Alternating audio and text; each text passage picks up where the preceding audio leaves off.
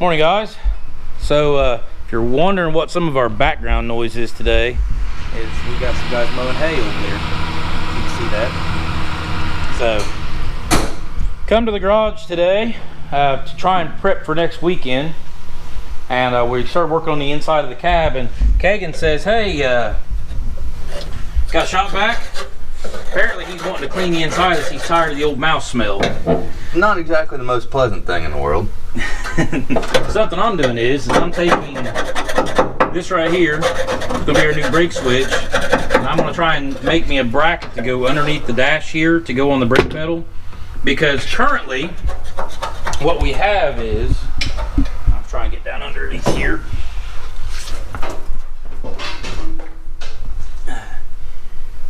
If you will, let's see here, I can't really get to it. Nope. Right up in here, if you can see below on those lines, I can't really get you a good shot, maybe. Move the mic off there. There we go, now I can get up in there. So if you see that brake switch right there, that is a hydraulic pressure switch. And the purpose of that is, and most of the other international guys know this, is when it senses pressure on the line, it makes the switch to turn your brake lights on. Well, it doesn't work anymore.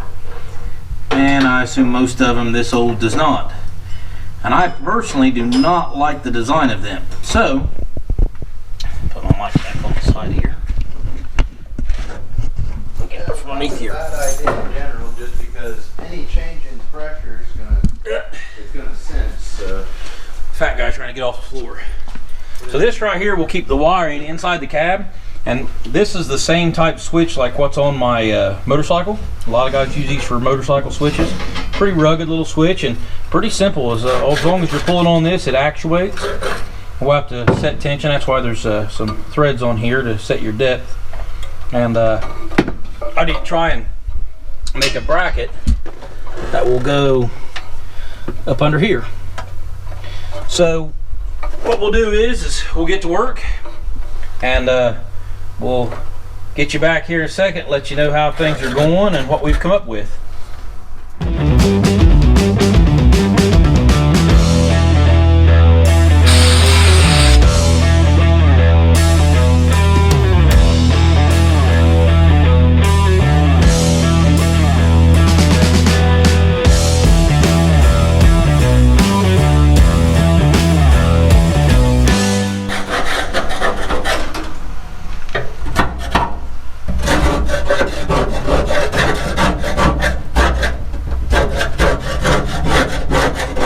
And he doesn't even know he's being filmed right now, and he's still working.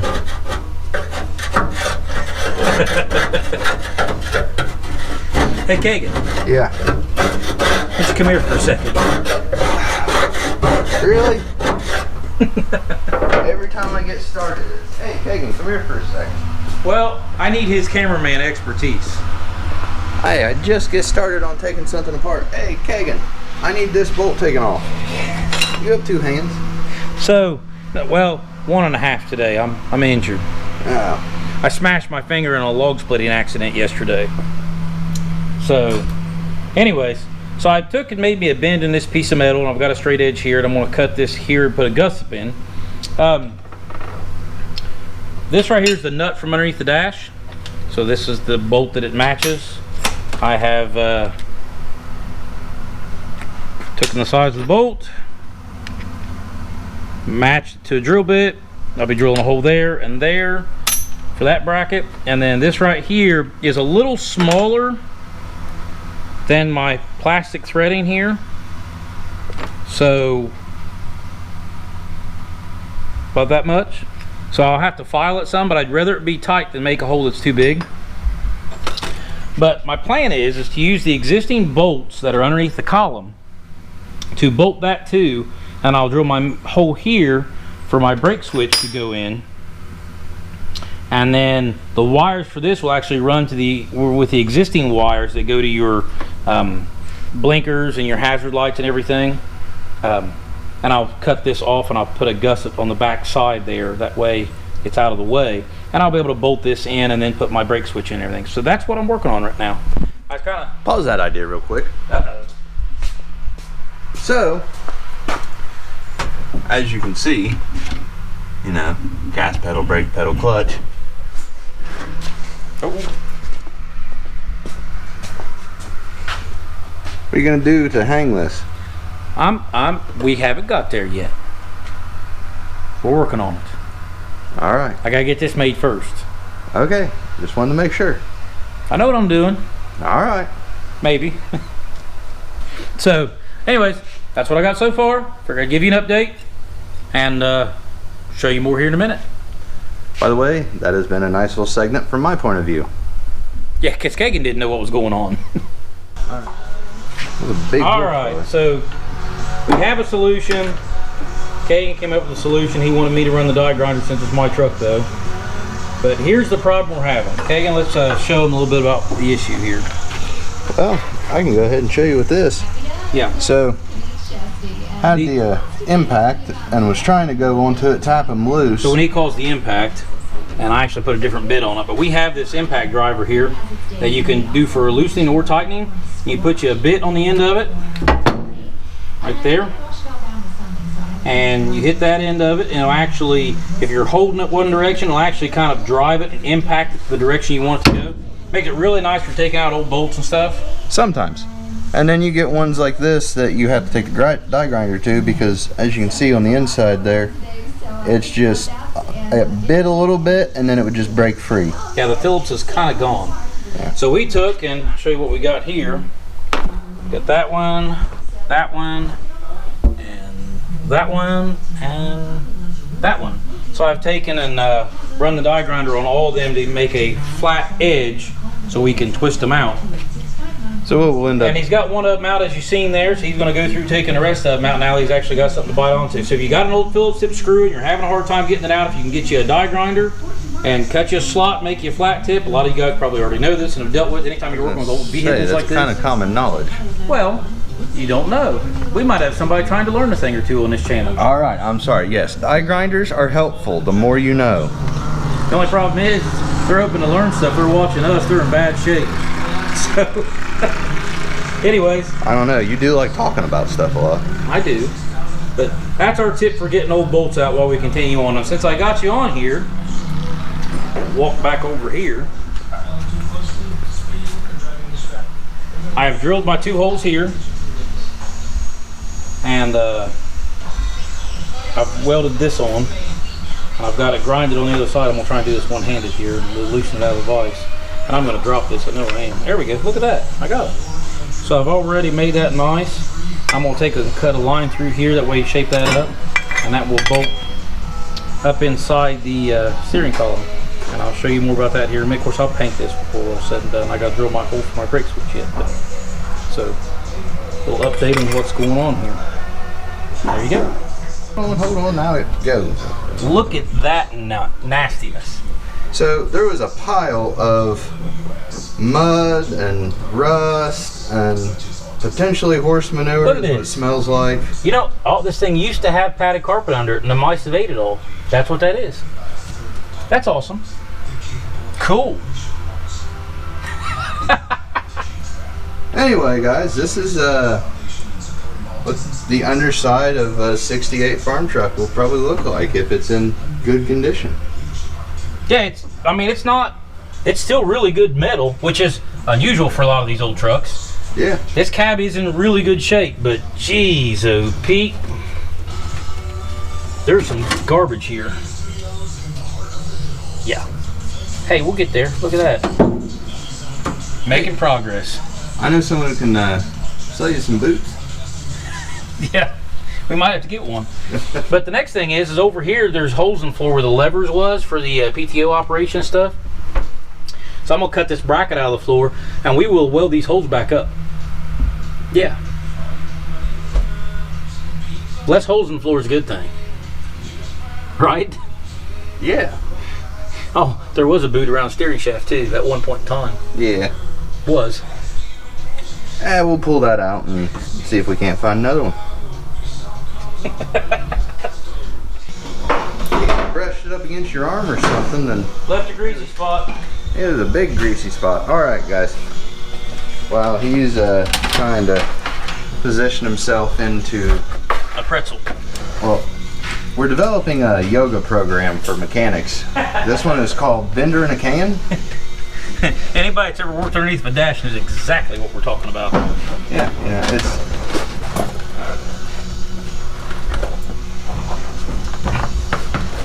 It would work if I was 50 pounds lighter. Okay.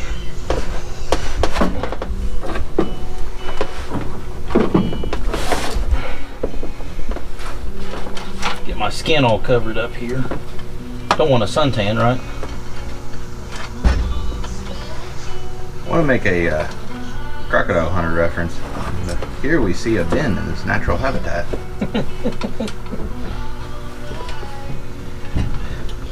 All right.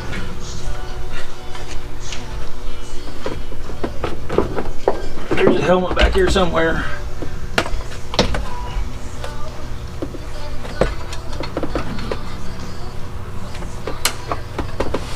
Do you ever think you have a bad day and nothing's just going right and it seems like everything's in your way? Just watch this video. Pretty well ties it all up, huh? Yeah, you'll have a new appreciation.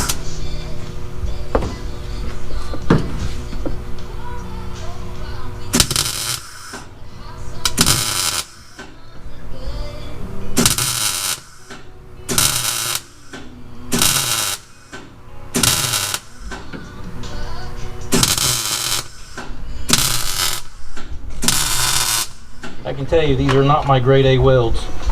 In case you was wondering. Oh, I had no doubt. Not that any of my welds are grade A, but kind I had no doubt on that either. Okay, now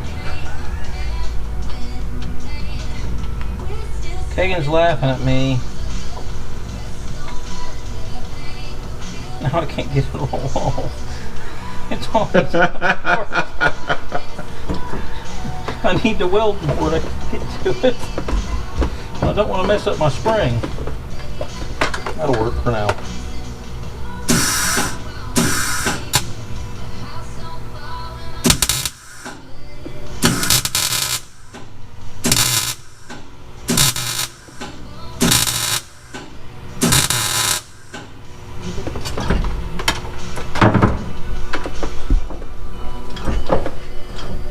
Okay, now,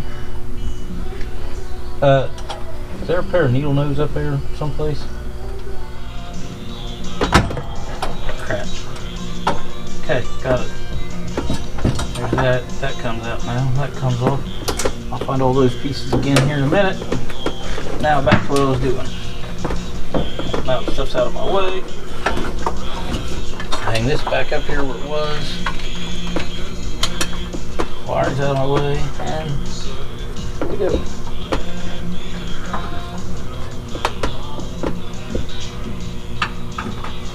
I'm gonna burn myself, I know I am. Ow, shit. Ow. Yep, right there.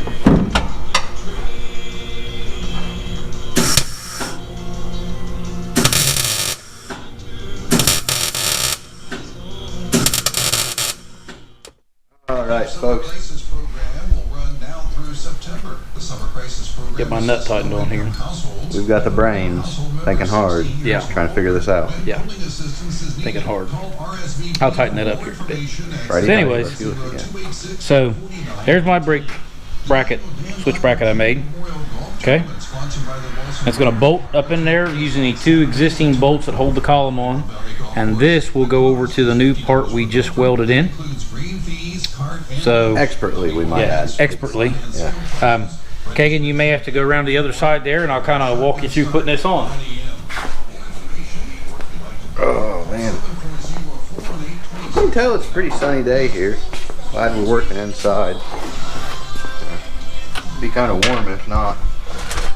So, go ahead and come down in here. If you would, turn the light on there. Okay, so there's our piece. I put a little bit of paint on it. I'm going to take my little spring and hook right in there like so. And then this piece going like that. Let me get a nut started on this one.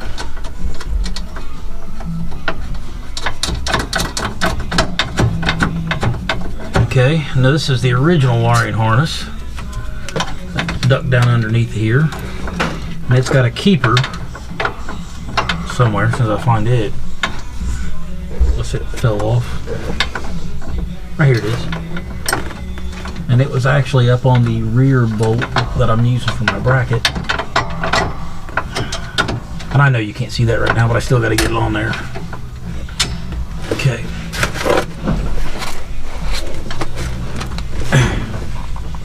And that one's hard to see and it's hard for me to see right now. But if I can get that on there.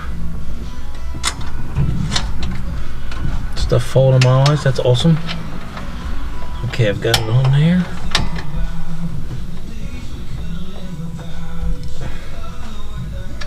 And it fell off. This is the awesome part that nobody wants to talk about when you talk about working on stuff.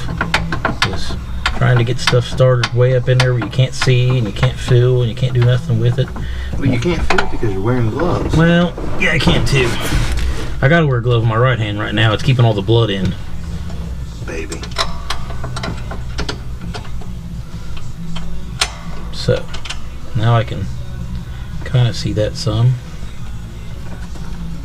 I've got the bottom one tight now, so it kind of keeps it on that bolt. I don't have to fight that as much.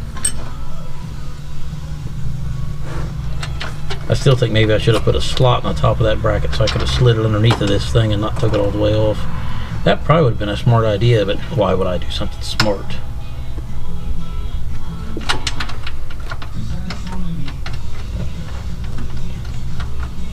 By the way, the paint all up underneath the dash looks really nice. I've never appreciated that before. Pretty nice color. Yeah. Alright. I can't get that right now. So while we're on camera, I won't mess with it. But Originally, I gotta tighten this nut up here. And we gotta hook the wires up. I'm gonna run them with this harness. But you can see, there it is, full functioning. And I can adjust it accordingly. And that right there will be the new brake switch for this truck. And that way we don't have to worry about stuff being under the vehicle or hydraulic pressure or none of that. And we can run new brake lines and not have to worry about putting that T in, and everything will be hunky-dory. So yeah, so that way whenever it breaks, we know exactly where it is and how much of a pain it is. Yeah, and what's in here in the enclosed, it's not out in the weather. I mean, there's a lot of good things about putting the brake switch in here instead of having to deal with it anywhere else. So anyways, I'll try and finish getting this nut on here. I'll probably tape it to a socket or something and get it up on there, and then it'll get out of my way and I can finish the clean up on the inside, and I'll go under the truck and start pulling the wiring up here to wire this thing in. Yeah, see, because he's got the voice for radio. No, he's also got the face for radio to go with it. I have a voice for text. I have a face for radio. Oh, okay. So what I'm doing here is I've took a couple of the red crimp connectors, and I've actually took the sheathing off of them, because this is something I like doing when you're doing automotive wiring. Is if it's something you don't care about and you don't mind to just do a crimp connector, cool, do a crimp connector. If it's something you want to stick around for a little while, like I don't know, your brake wiring, because it might be a little bit important, I will take these crimp connectors and I'll take the red sheathing off of them, and I will, of course that one's not one to work now, of course, but I will put them on the wire and crimp them. But wait, what about the people out there that ask, don't you solder them first? No, I solder them afterwards. That way, once it's in there, I can heat the whole unit up, and and you might be able to see this better going around again, Kagan. Yeah. Here's a nice view of the truck.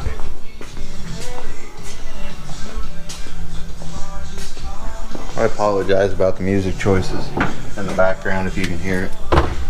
Yeah. Not exactly my favorite either. We've already had that rant for the day.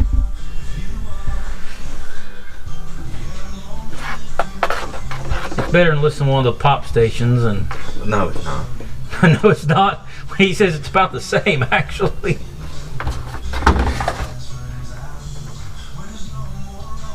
For those of you out there that like this kind of music, I'm sorry. It is not for me. Kagan likes his classic country. I like country. My wife's a bigger fan of country than I am. I'm more of a rock and roll guy, which I'm sure none of you seen that coming. And it's a real blind side, let me tell you. yeah, one of my favorite bands right now, in case you're wondering, is Rival Sons. It's one I've found. I mean, they're not new or nothing, but I've recently, within the last year, discovered them. I've been listening to them a lot. So, one of my current favorites. Kind of got a little bit of a classic rock sound to them with some newer school stuff. Lead singer is kind of a unique voice. So, I'll finish this last crimp here. And those of you, this is a shocker to you. Besides the classic country, I'm also a bluegrass person, and one of my favorite bands is I got to see them whenever they came up. They came up to Jackson to play in a bar. Got to set in. I have one of their CDs autographed, and they're really nice people. They're from the Cincinnati area. I'll be right back. But they're Chelsea Ford and the Trouble. Good band, great people.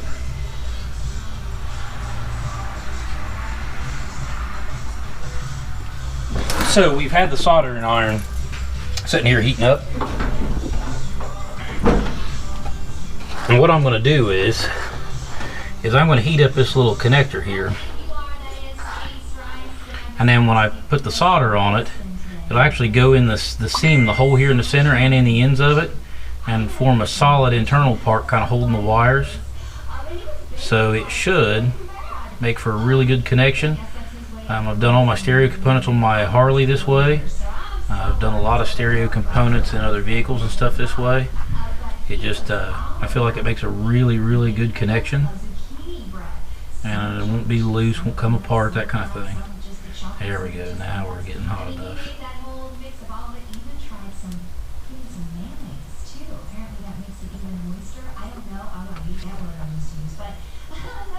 So, there's that one.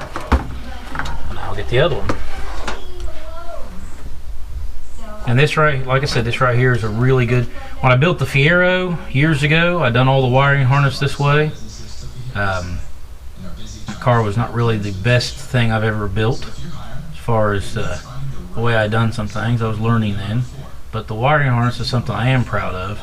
I was running a 1986 Fiero GT off a 1998 Buick Riviera computer and built the wiring harness myself. And to everybody's surprise, it worked. So those right there are just as good as they can be. I'll get the heat gun. I'll melt the heat shrink on there, and that'll be the finished connection. I'll send it up around through here, and we'll plug it in here in a second, and we'll test brake lights. So if you look here, I have borrowed Adam's battery to his motorcycle for a moment. I have hooked up our test light. I've got us a wire. Oop, and that wire fell out. Okay, now it's not going to work anymore because the wire fell out. Let's fix this. Here, I'll try and set where you guys watch for a second while I try and fix this. This is just a temporary setup. That's all this is. And the reason it fell down is I pulled on that wire.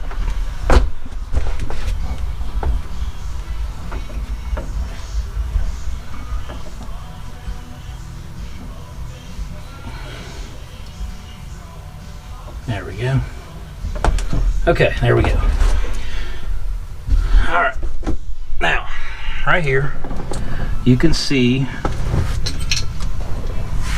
this is my brake switch here. And I'm trying to show you without looking at the camera myself.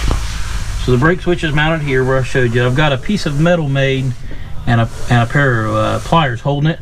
I am going to weld this to the pedal here in a second. But the bracket is up in there, the brake switch is in place, and I've got the test light in place, connected to the battery to test the switch, and if I push on the brake pedal, and the light comes on, so full range of motion. And then light off, just like that.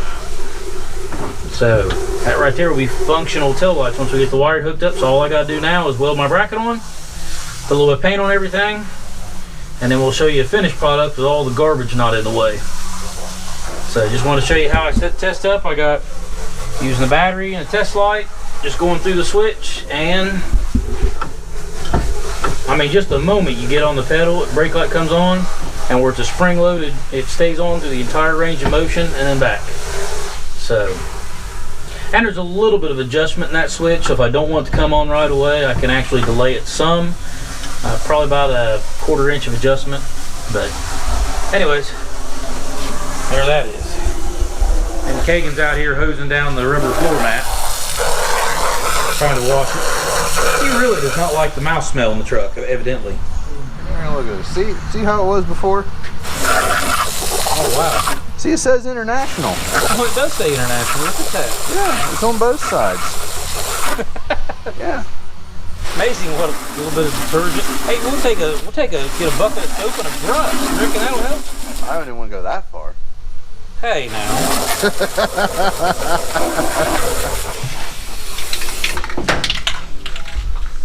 Kagan's spraying the floorboards just for now. We're gonna end up doing a lot more treatment to the floor later. I mean, we're eventually gonna pull this cab off the frame, but we're just trying to touch up what we can for the moment being. The only thing I'm not happy with on this project we've done today was if you see my wire there that is outside of the steering column. I ran it there because I didn't want it running between the switch and the brake lever. It was kind of there beforehand, but it tucked a little nicer, and now it doesn't. So I will do something better with that later. This is mainly just so we can drive it next Saturday, get this brake switch. I like the brake switch, but I'm probably going to reroute the wire, change everything. But for now, it's good enough. You know, we will pull the whole cab here. We're going to have to cut a lot of the firewall out and probably some of the trans tunnel here to get things arranged for the other transmission and everything. So, anyways, Kagan has been hard at it today, and now he's not going to leave well enough alone. He just wants to paint everything. So, You were in my way half the day. but guys, we do appreciate you hanging with us today. I know the brake switch was kind of back and forth with cleaning the interior out. We also, Kagan, show them how our cable works on our seat adjustment now. Yeah, got us a new cable here. Look at that. The old one was broken. So we just used a piece of wire cable we had hanging from the welding bench over here. Had to free this one up because it was jammed up. So the interior has been getting a lot of nicer stuff here recently. We're gonna be driving this truck around, doing some stuff with it once we get the rear axle swapped, other than just the car show this Saturday. Obviously we're gonna take it with this rear axle because it's not swapped yet, but we are working towards it. Probably in October, you will see the axle swap happen. Of course, you guys see it, it'll be a month after we do it, just because we have to keep our videos stacked up. But there's our adapters, and then there's our axle shafts, 4-link kit, that kind of stuff. We're going to be assembling the axle here before long and getting ready to swap it. So, if you have not subscribed yet, please do. I know a lot of people who are watching this are not subscribed. We look at the analytics.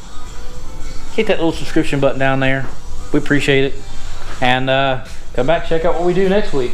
Kagan, any words of wisdom to finish us off? Well, let's see. I've already done the a good wrench is just a wrench. A cheap wrench is also a hammer. I guess. Yeah, really. Good help is hard to find, but friends that'll work for free are priceless. How's that? You guys have a good day. See you later.